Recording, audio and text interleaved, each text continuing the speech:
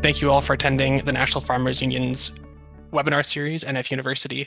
Our presenter today is Sheila Regehr, and the topic is Basic Income 101. What is a guaranteed annual income? Incomes continue to tumble for many Canadian farmers. Increasing costs, stagnating product prices, and tight margins are making farm livelihoods untenable. Canadian farmers are increasingly seeking off-farm jobs to fill in the gaps. New farmers are faced with high startup costs, with few long-term guarantees that they can keep farming and make a livelihood. What's the solution? At our national convention in 2025, members of the National Farmers Union passed a resolution calling for a guaranteed annual income of $50,000 to support Canadian farmers. Income guarantees come in all shapes and sizes, so how can we organize successfully for a policy that makes sense for Canadian farmers? In this NFUniversity session, Sheila Regehr will give a history of organizing for basic income in Canada. This historical overview will answer important questions for the NFU's organizing work, including what basic income policies have been proposed in Canada in the past. Are there examples of successful basic income policies in Canada or abroad? How can we effectively organize for a basic income in Canada? And as I mentioned, our presenter today is Sheila Regehr. Sheila Regehr is a founding member of Basic Income Canada Network and former executive director of the National Council of Welfare. Her 29 years of federal public service span frontline work, policy analysis and development, international relations, and senior management, with a focus on improving fairness and equality, and on gender and race in particular. She has policy expertise in areas of income security and taxation, such as child tax benefits, child support, maternity, parental benefits, pensions, and social assistance. Her insight also comes from experiencing poverty as a young parent. Sheila is grateful in her retirement to have resources, time, and health to do volunteer work and help care for her twin grandsons. Sheila, I will pass it your way to regale us. Thank you. I don't know if regale is the right word, but thanks very much, James. And it's a pleasure to see all of you, some in photos and some just names. Um, but I invite you to turn your cameras on every once in a while and wave. Um, so I've been invited to talk about basic income. I'm going to take some liberties maybe, but it's all in recognition of the fact that the National Farmers Union has adopted a resolution. Some of you, I assume, may be interested to know more about what that means or what basic income means in detail, and where your proposal fits into other proposals and the larger basic income movement in Canada. So there may be questions around how it would actually work, how it might affect people in different situations, and I want to come back to some of the different arrangements that James talked about in terms of, who is a farmer. And then the question of what is a reasonable amount. Is it a policy that makes sense for farmers? So right off the bat, I'm going to tell you, I'm not a farmer, so I'm not going to answer that question for you, but hopefully the information I provide can help. James mentioned some of my background. I am a policy wonk. And a lot of what I did was related to gender equality. So I've been advised that, there's been a lot of great work that's been done around gender-based violence in rural Canada, and that this is the year of the woman farmer, which is really cool. I rarely worked on violence issues, but I did do a lot of work on the kind of economic circumstances in which women find themselves that often disadvantage them, as James mentioned, around pensions, maternity benefits, child benefits, taxation, that sort of thing. So my role now at the Basic Income Canada Network brings all of that with me. In short, I haven't learned how to retire. But I've been so privileged to work with amazing people, both in Canada and internationally, around the basic income movement. Just a couple of personal notes, maybe. I shared one with Kathy and James earlier that I do know how to ride a cow. It's terrible. Um, but my mother came from a farm family, and there's a really interesting gender story behind that too, but for another time, maybe. She left the farm in interesting times to become a bomb inspector during World War II and then stayed in the city. But brothers and sisters did stay on the farm. My father was born in imperialist Russia, in an area that's now Ukraine, to a prosperous Mennonite agrarian community And he then escaped to Canada during the Russian Revolution. My last little story, my mother-in-law's mother-in-law farmed alone in the mountains in Jamaica until she was almost 100 years old.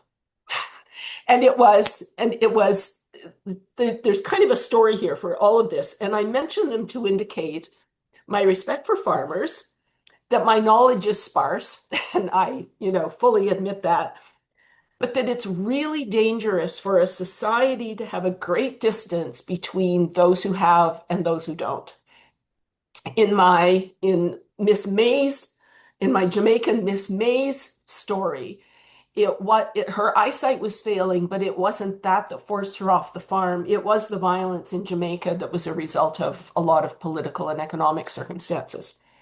So that's me, and we'll go to the next page. For the rest of this, I've divided my talk into four parts, so that it hopefully doesn't get too confusing. And as James said, I'd like to allot lots of time for Q&A, because then I get to know what interests you and what questions you have. And he has told me that you are not a shy group about asking questions. So I hope that's true. Um, I was going to say something that contradicted James, which is if I've said something that is completely and absolutely mystifying as I go, that I don't mind terribly being interrupted briefly, but I will let James moderate that. And if he says just stick your question on a piece of paper for later, then that's good. So some of these things will get into the weeds. Basic income discussions always get into, technicalities and things. I want to stress some key takeaways right at the top. First is that a basic income guarantee is absolutely necessary. Second, it is absolutely feasible in Canada. There is no question. Third, a proposal for $50,000, as you've made, sounds more than double what most others have put forward. But depending on design, it may or may not be. And lastly, if it pushes the boundaries, so much the better. So to the four parts now. The first one is a brief history, and this is really brief, and with apologies to all kinds of things that I will no doubt forget. So this is kind of modern history, recognizing that writings about the concept of basic income go back centuries. But I'm starting in the 1960s and earlier, with the fact that we did have at that time seniors benefits and family allowance benefits. So these were not generous. They were designed to address some forms of poverty, but they were unconditional income guarantees. So this concept in practice is not some wild thing that has come to our attention recently. We actually have been doing this. And then through the 1970s to 90s, we have a series of uh, more deliberate attempts to look at other populations and doing things differently. So in the 1970s, we have the Mincome experiment in Manitoba, both in Winnipeg and in Dauphin. And it's the Dauphin experiment that most people know about, and that's really interesting. To a certain extent, because it was a generally agricultural community.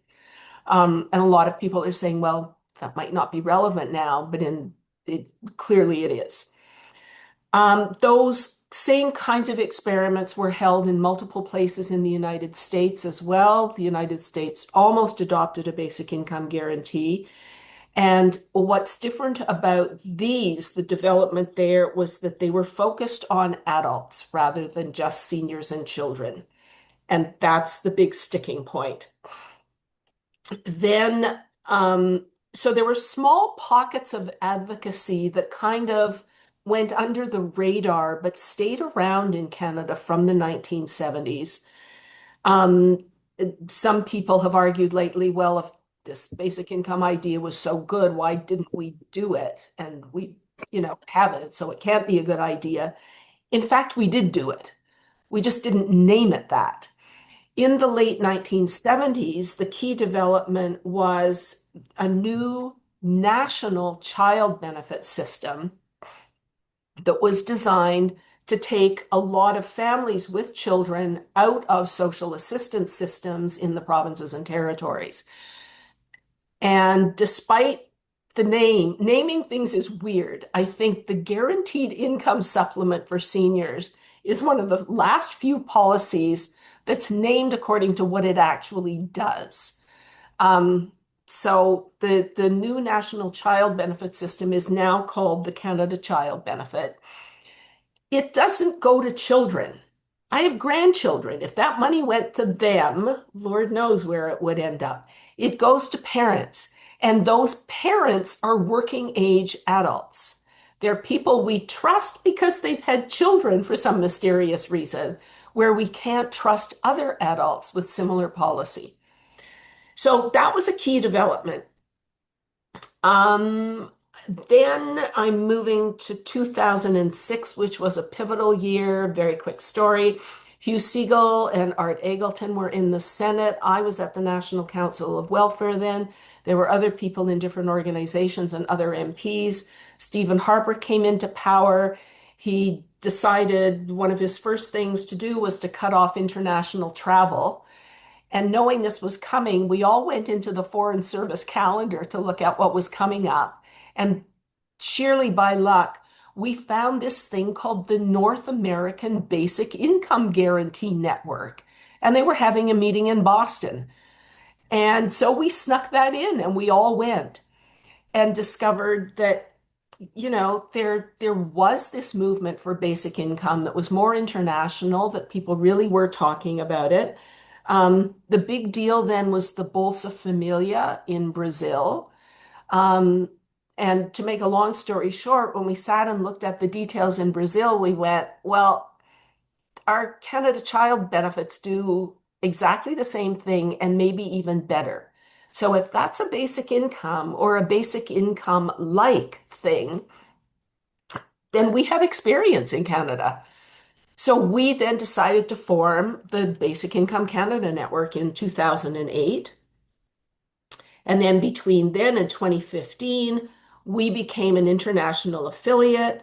Local and regional groups developed across the country. The United Church of Canada has had a long-standing basic income group for a while. Um, we finally got through Evelyn Forget's work the results of the Manitoba experiments that got buried in boxes for decades. So that new information came out.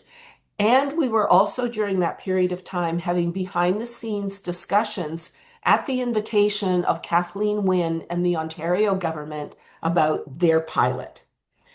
2017 to 19, the pilot ran, it got canceled early. We then decided, as the pilot was getting going, well, if this is really looking like it's working in Ontario, what would a model look like for Canada as a whole? So we undertook the first fully, really well done statistical modeling of basic income options in Canada. And hello, Aneta, I see popping up, who just sent me a message about some really interesting things happening in Poland and Ukraine.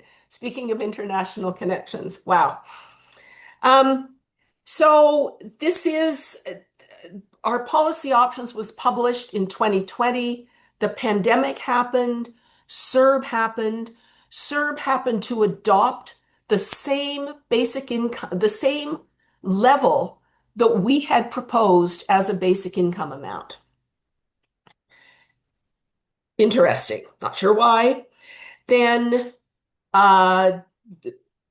2021 on, there's been more research, more modeling, there's been more program development. Newfoundland and Labrador, BC have particular basic income programs for certain populations.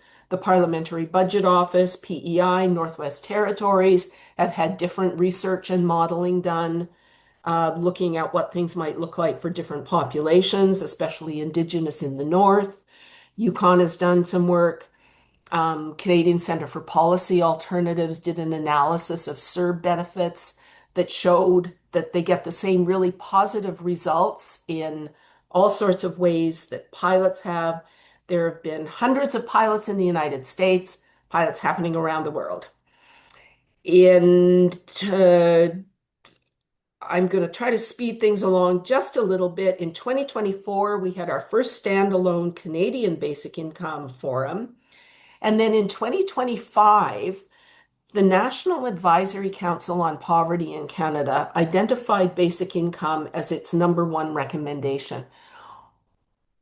So what that means to me is that I think they had to do it. And they had to do that because they're hearing it everywhere. They're not hearing it from the, core basic income groups alone. They're hearing it from farmers. They're hearing it from artists. They're hearing it from food security people trying to feed populations through food banks. They're hearing it from mental health advocates. So that I think shows you where the movement is in a sense, that it's out there and it's much more publicly acceptable, I think, than most of our populations think. And then the little public announcement I want to make about kind of future things that are going. We held an international congress in 2014, and it's coming back to Canada in 2026 in Toronto at the end of August. So if you just Google what is I have to look it up myself. Bien 2026. The website will give you all the information you need to know. Okay, so that's the first part is history, kind of skim through. The next thing I want to talk about, and I really am taking liberties with the way I'm presenting this, but I hope it does make some sense. The next one is why basic income and why are we talking about it now? What are the problems we think it can fix? And all of this matters enormously to the design of public policy because the way people arrive at the basic income idea comes from different roots. The skepticism comes from different roots too. And when we start arguing about details, it's very often because our framework of reference is different. So I want to talk about, I think I've got 7 different things. The first one is poverty. Many people in Canada in particular come to look at basic income and be interested in it because of the need to try to solve poverty. So this comes from food and housing advocates. Um, but there are some challenges with doing this. Most of our policies around poverty are structured based on lines of deservedness, whether you should be helped or not. Looking at poverty tends to make some people look at poor people as the problem rather than the structural issues that are causing poverty. So just focusing on poverty can lead to a very narrow, restricted idea of a basic income that in effect actually does fail to prevent poverty because it doesn't deal with all of the surrounding ecosystems. The second way that tends to come from the international movement is to approach it from the idea of the commons or the commonwealth. So this is where early writers started centuries ago. It also comes from the faith traditions and indigenous traditions. And it's pretty simple. It's the idea that we share common resources on this planet. We should share that and we should take care of each other. So in modern societies, how do we do that? What has happened, however, the reality is that we are approaching, well, may have even reached monstrously concentrated inequality. So that idea of common bonds, common sharing, common understanding, and taking care of each other, it has really eroded. There have been three reports out lately and a book. The book is called Canceling Billionaires. The others are from the Parliamentary Budget Office, Canadians for Tax Fairness, and Oxfam. All document how much wealth is concentrated in Canada. And there are other reports that show internationally it's exactly the same thing. So we have this tiny group of people with enormous wealth and power, and basically all the rest of us. So this runs counter to the poverty argument, too. The people who are worried and people who are disadvantaged in this society are like a far larger group than the actual percentage that statistically lives in poverty. Um, Good news, though, from some recent research by a psychologist named Jane Zhang in British Columbia. So JZ has a recent survey that shows actually that 82% of Canadians are actually in favor of some form of basic income, even if they're the ones who are going to be paying for it. So the agreement is across the income spectrum. There's actually very little difference in the support. One of the one of the design issues that comes out though when we talk about this, we should all have a common share of the wealth of our societies, is it leads to proposals like Andrew Yang's in the United States and some of the things that come out of the international environment where they stress that everybody should get the same amount regardless of other income. So Andrew Yang proposed $1,000 in the US per month that would go to everybody. Well, the problem is that $1,000 to somebody who already has lots of money makes absolutely no difference to their lives. And $1,000 to those who have very, very little doesn't really make enough difference to change their circumstances materially either. If I worked for years in taxation. In modern societies, especially in Canada, and it's the basis for all of the pilots and programs in Canada, you can't look at basic income in isolation from the tax system and the degree to which it is progressive or not. Alaska has a dividend program where everybody every year, like it's a per person amount for adults and children. Everybody gets the same amount. So if you're a family of four, it really, can make quite a difference. Their data highlight that it does have a reasonable effect on reducing poverty. It does absolutely nothing to improve equality. So the inequality markers don't move.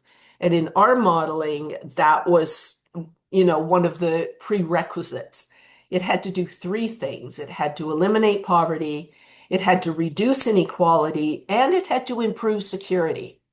So for people up into the higher income brackets, which is also really important for a politically sound policy that gets wide popular support. Um, the third one is AI.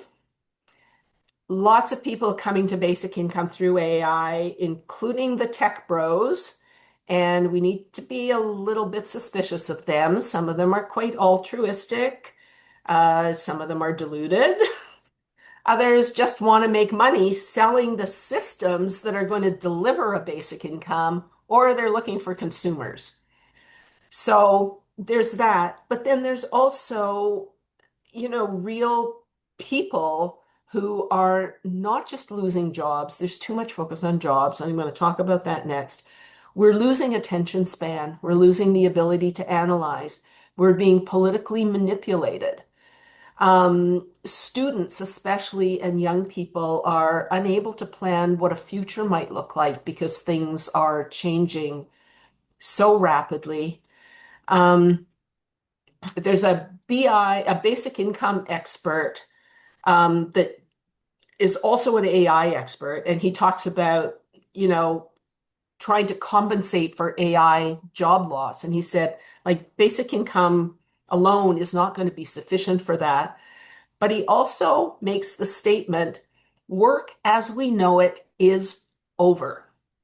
So that's what I want to talk about next, because he doesn't mean work, he means paid labor, and they're not the same thing. And I think farmers, like women everywhere on the planet, understand this implicitly.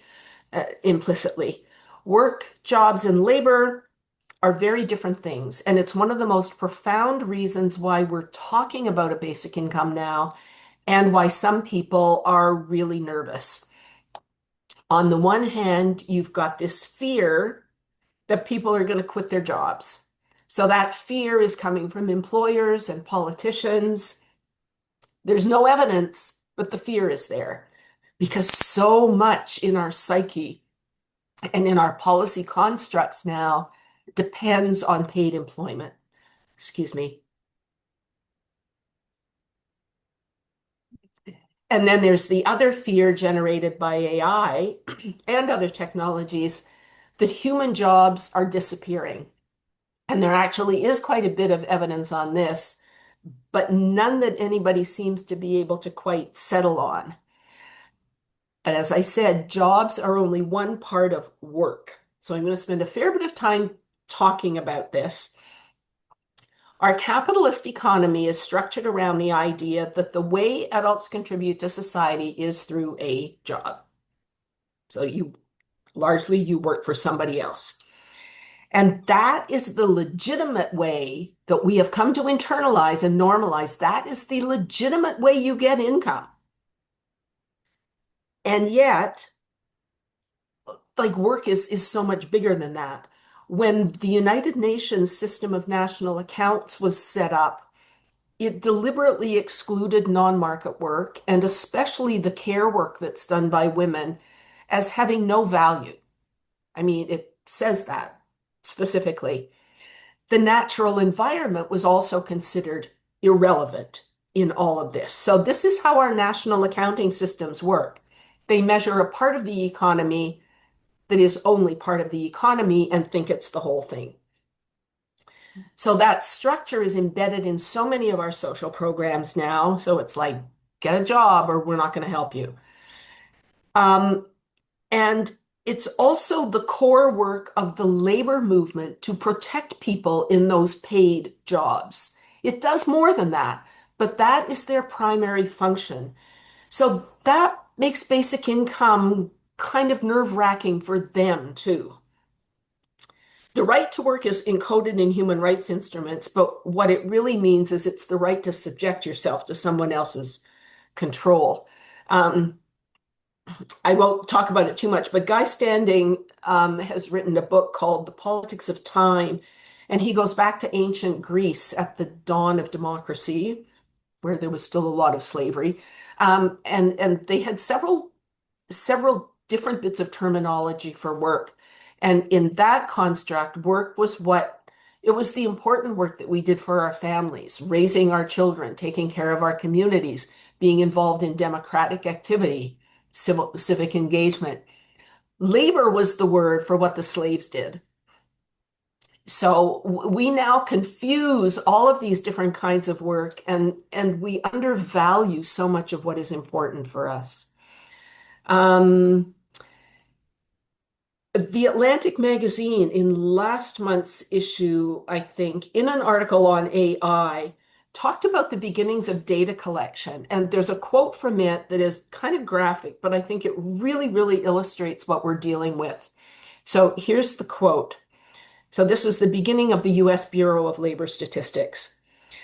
By measuring work hours, conditions, wages, and what economists now call negative externalities, but were then called children's arms torn off, policymakers figured they might be able to produce reasonably fair outcomes for everyone, or if you're a bit more cynical, a sustainable level of exploitation.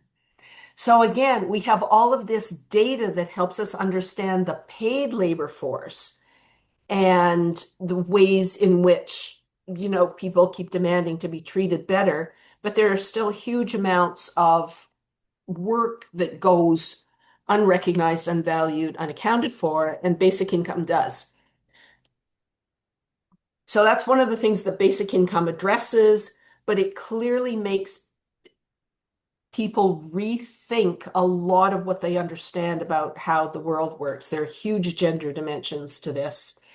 Going quickly, the next is environmental transition. A lot of people come to basic income because they recognize the need for, if we are going to transition jobs or if we are going to help people through climate events like heat waves and ice storms and things, people are going to need some help making these transitions.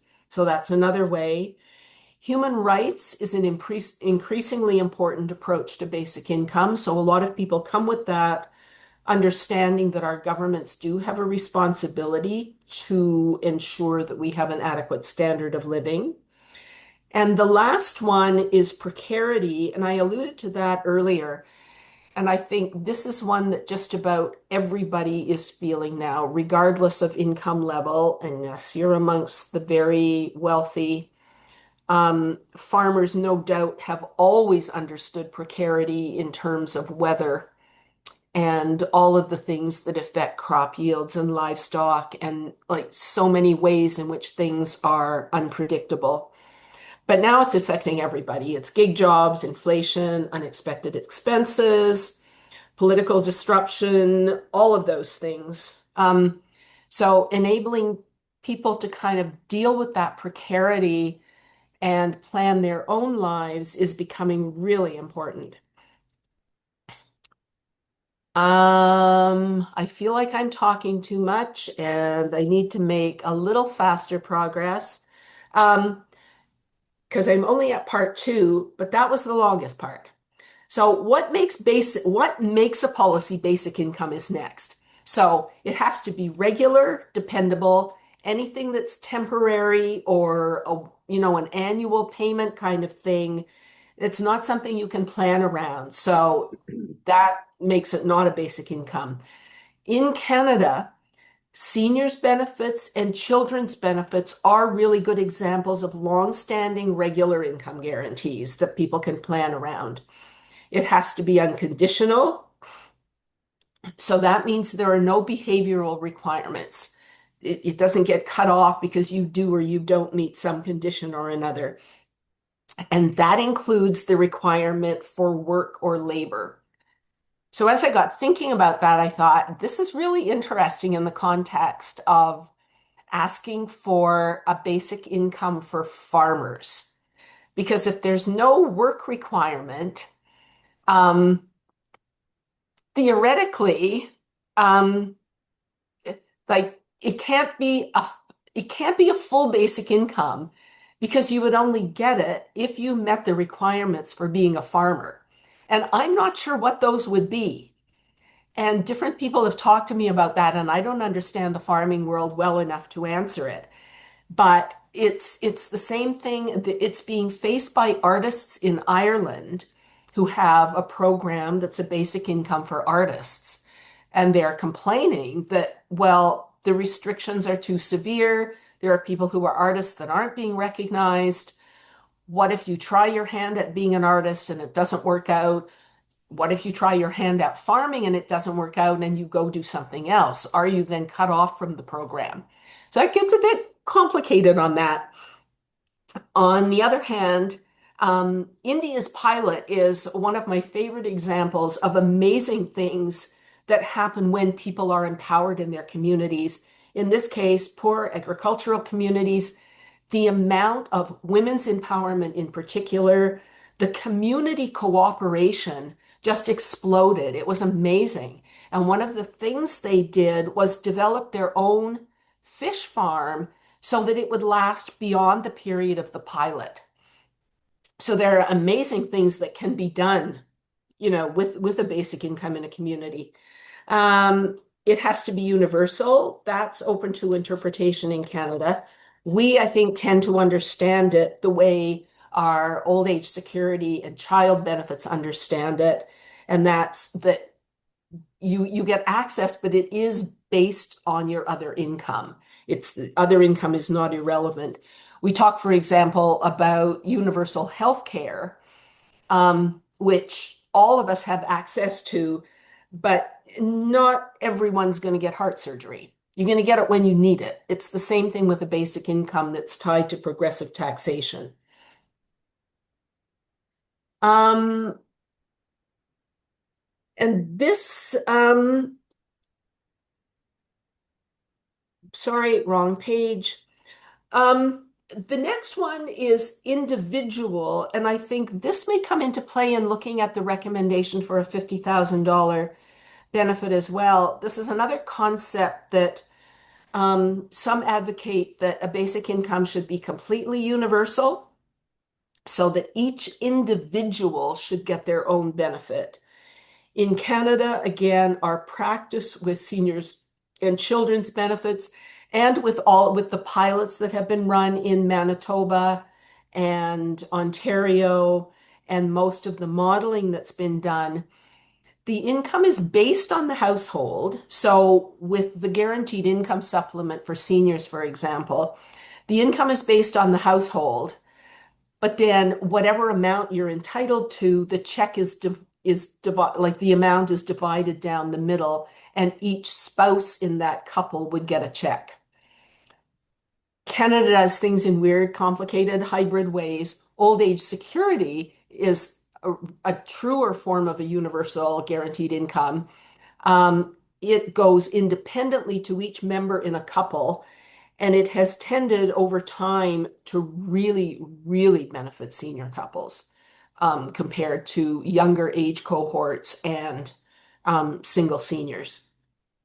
So um, there's also then, if you're going to look at household income or family income, you have to define the family. And this is getting very weedy now. The census, in a census family, a 20-year-old living at home would be considered independent and eligible for their own basic income, full basic income. In an economic family, that 20-year-old would be considered one of three adults in the family, mom, dad, and the 20-year-old. And then that benefit would be divided three ways. Each has pros and cons. I won't get into that now. And it can have different implications for different family types. Um, but I kind of wondered if that might be a bit complicated for farm families too, where you have some people working on the farm and some off farm. Not sure. It has to be a cash benefit, and that means it can't be things like a job guarantee or food stamps like in the States or vouchers for things. Nobody can control how you spend your money. So it has to be cash so that you can use it for anything. It has to be from government. Some of the pilots that are running are funded by foundations or private sector, but that is not terribly reliable either. And it has to be adequate. So that's where we run into a bunch of different things, and there are different models out there. $50,000, if that's an individual benefit, is more than double what most others are recommending. But I would point out that um, in the United States, where they're running a whole lot of municipal pilots, even $500 a month is getting really, really profound results amongst some populations. And then my last section in 3 minutes, I think I can do it, um, is about context matters. So this is about Canada specifically and about the challenges we face, I think, in particular in this country around getting a basic income. And that's that we do have a very large we have large geographic diversity. So we've got urban, rural, remote, densely urban populations, and lots of other forms of diversity. Cannot work for immigrants, for First Nations, for Indigenous ones where hunting and fishing are still predominant forms of academic activity. We have diverse and changing family formations, which means we have to be able to adjust to things. The way the economy is now, lots of people have rapid fluctuations in income that we have to deal with, and that can complicate things. Um, we keep getting calls for estimates of what downstream savings are. We know that when people eat better and can afford their medication, they're going to be healthier. But politicians want to know, and the economists want to know exactly how much are we going to save, and we can't really do that. And the last really big challenge is simply political path dependency. We've been delivering social assistance the way we do to some people forever. It's terrible. Everybody agrees it's terrible. Doesn't work.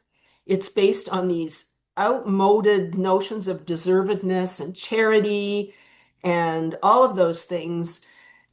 But wealthy and powerful people still want to protect their interests, and that serves somebody's interests, so they continue.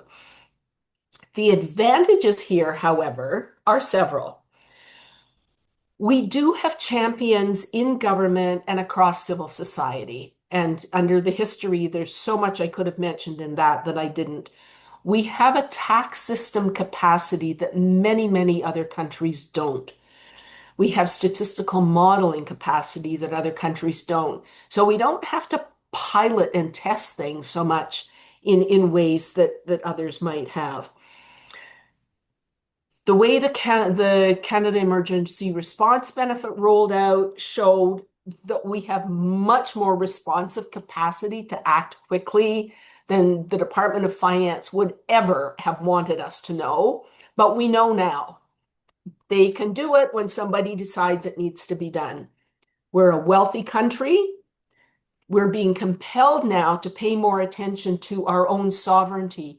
And that means the well-being of our own people, not just our trade relationships. We have these long-standing basic incomes that have given us really good results. Diversity is also a plus here. We have lots to learn from. We have cross-sector support, which is amazing. Have a long list that I won't go into. And various polls suggest there is good public support. So I'm going back to the beginning with my takeaways. My final messages are, again, a basic income guarantee is absolutely necessary for farmers, for artists, for everyone who lacks income security. It is absolutely feasible in Canada. And a proposal for $50,000 might push the boundaries, but do it. And then the last message really is allying with others, I think, is the route to getting somewhere. That we all have to understand our common challenges and common cause in making life better for everybody in this country. Thank you.